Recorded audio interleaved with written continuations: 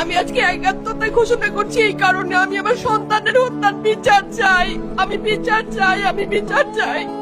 এই বিচার আপনাদের নিশ্চিত করতেই হবে। আমার সব সন্তানের কাছে আমার অনুরোধ, আপনারা আমার সন্তানের হত্যার বিচার করুন। কারণ হাদির শেষ ইচ্ছা ছিল যদি মৃত্যু হয় তবু যেন আমার মৃত্যু বিচার হয়। আমি এই বিচার চাই। ইনসাফের বাংলাদেশ চাইলে যদি মৃত্যুবরণ করতে হয়, আর কত রক্ত দিবে আমাদের সন্তানেরা? আর সহ্য করার ক্ষমতা আমাদের নাই। আমাদের সন্তানদের বাঁচতে দিন। ইনসাফের বাংলাদেশ গায়েব হোক। আমরা আর সহ্য করতে পারি না। প্রশাসনের কাছে, সবার কাছে একটাই মাত্র অনুরোধ, আমাদের বাচ্চাদের বাঁচতে দিন, আমাদের ইনসাফের বাংলাদেশ দিন।